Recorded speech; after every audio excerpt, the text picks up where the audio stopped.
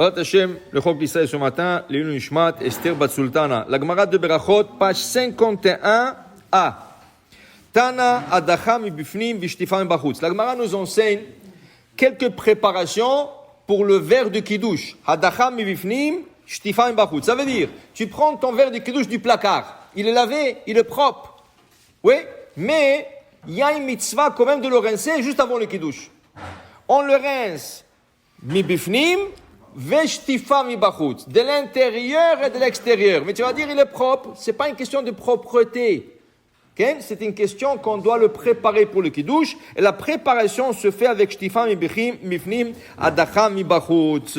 Après, la Gemara dit, mais à terre, il faut l'entourer. Il faut entourer le verre. Entourer avec quoi? La Gemara dit entourer Betalmidim, mais en pratique, on entoure le verre avec nos doigts.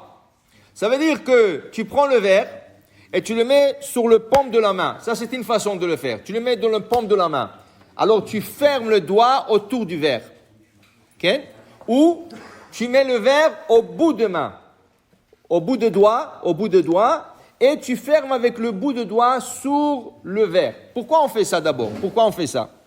La raison qu'on fait ça, parce que le mot kos, verre, kos, en valeur numérique, c'est 86. Kos, kaf, c'est 20, vav, 6, samer, 60. Ça fait 86.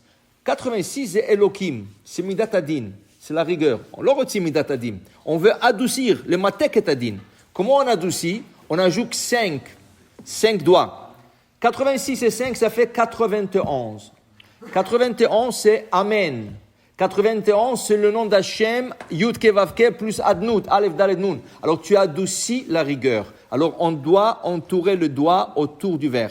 Mais comme on a dit, il y a deux façons de le faire. Ou tu mets le verre au milieu de paume de la main avec le doigt tout autour, ou tu mets le verre au bout de doigt et rien que le bout de doigt entoure. Le Arizal, il dit, c'est mieux de mettre le verre au bout de doigt. Et rien que le bout de doigt qui entoure le verre. Maintenant, le verre, halachiquement, tu peux l'attraper comme tu veux. Tu peux l'attraper avec le main comme ça, tu peux comme tu veux. Mais si tu veux l'attraper d'une manière qui signifie quelque chose kabbalistique, c'est l'attraper au bout de doigt ou au milieu de paume de la main. Ça s'appelle eitour, les atères. Les atères, ça veut dire entourer. On entoure le verre avec le doigt. Tov. Maintenant, la Gemara dit, Venotno le yamin, on le donne à la droite. Même le gaucher doit faire le kiddush à droite. Le mitzvot, on doit le faire toujours à droite. Maran dit, Lulav, un gaucher doit le faire à droite. Kiddush, verre de kiddush, à droite. La seule chose que le gaucher il fait différent dans le mitzvot, c'est attacher les lacets de souliers. Okay? Nous, ça veut dire une personne qui est droitier, il met le soulier droit d'abord, il met le soulier gauche après, il attache les lacets du gauche et après il attache le lacet du droite. Pourquoi on attache le lacet du gauche? Parce que le tephilim, on le met à gauche. Alors la lanière, et pourquoi on a eu la lanière de tephilim? On a étudié la semaine dernière.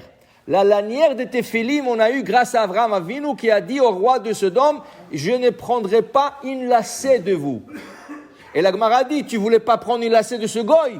Je te donnerai une lacet de mitzvah qui est la lanière de tephilim. Alors, puisqu'on attache la lanière sur la gauche, dans un droitier sur la gauche, on attache la lacet gauche en premier. Le gaucher, c'est le contraire.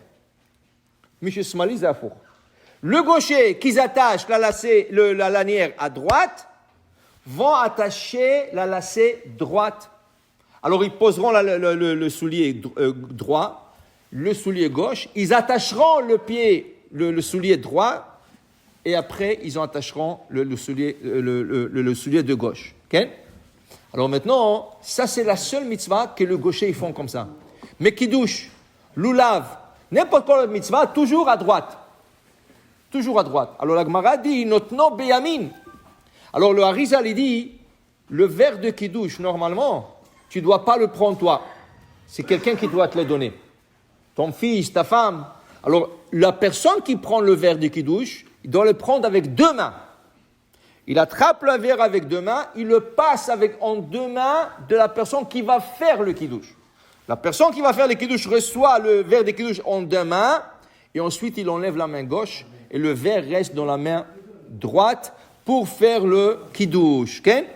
Ça, c'est la main droite. Maintenant, la Gemara dit, on remplit le verre, on doit remplir le verre. Okay? Maintenant, quand on dit on remplit le verre, on n'a pas dit déborder le verre.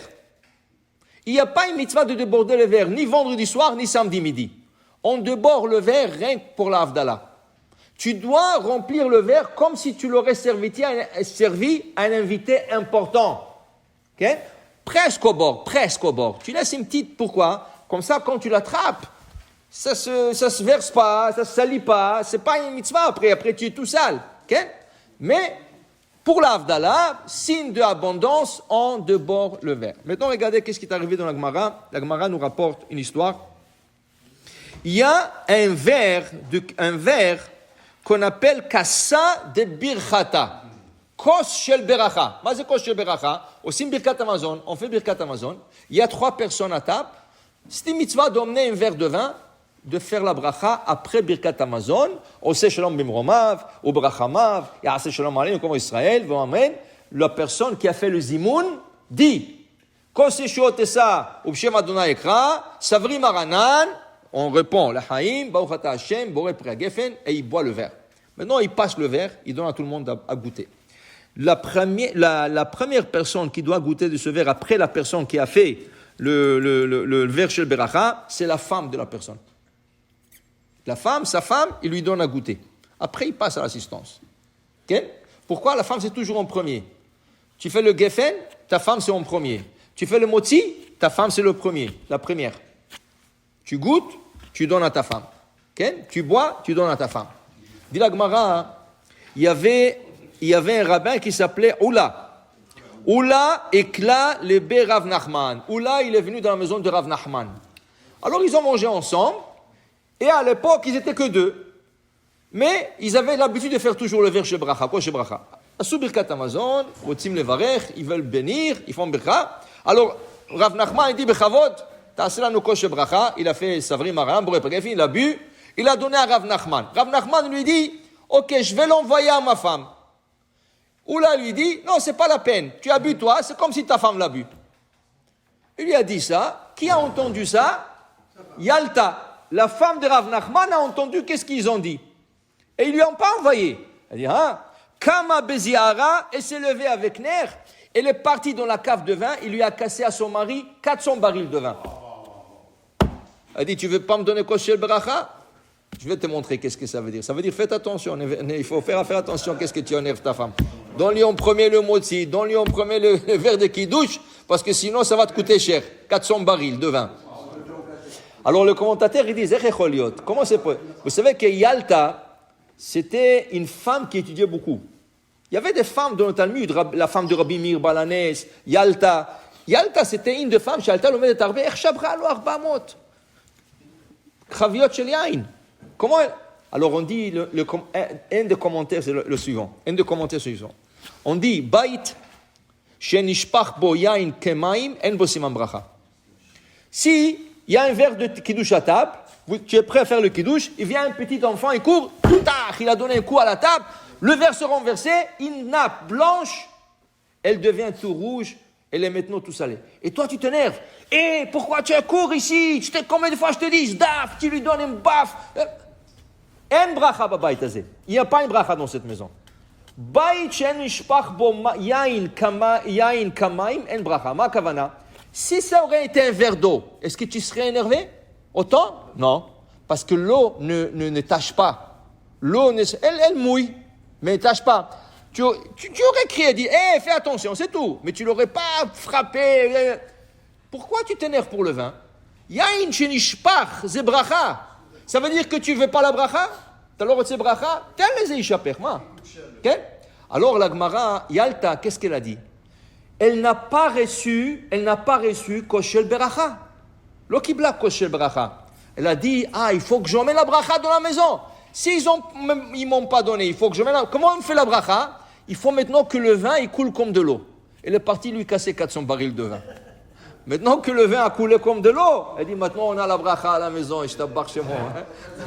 Mais ça aurait été plus facile s'il aurait donné à goûter le vin. Pour vous dire, tu fais le geffen, la première à goûter c'est ta femme. Baruch Adonai Le'olam, Amen ve Amen.